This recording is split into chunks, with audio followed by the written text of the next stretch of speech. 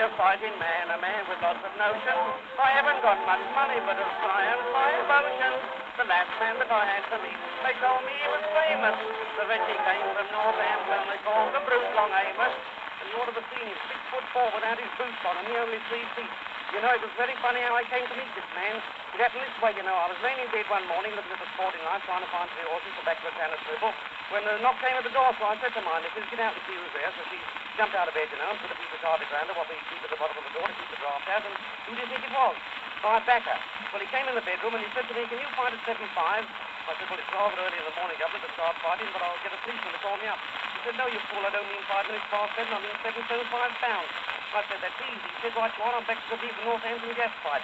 Then he looked at me and said, "You'll have to go in training, you're putting on flesh." I wasn't putting on flesh at all, I was putting on my trousers. You know, if there's anything about this fighting business I detest, it's the beastly training. Can't stand it at all. I like my old woman to train me, you know. She gets my weight down quicker than anybody.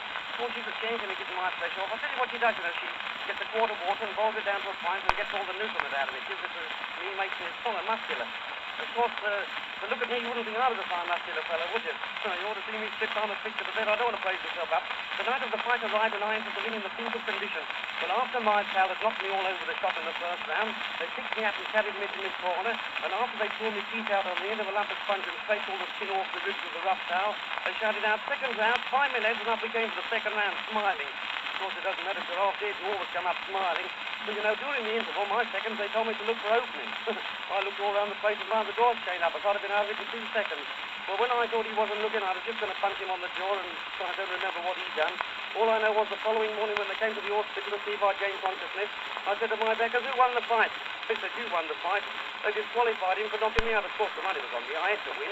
I said, "What sort of a round was the second round?" They said, "Oh, a lovely round, better than the first. There was only really 2 blows struck in it. He struck me and I struck the floor. And I let go me left and right and punch him on the jaw.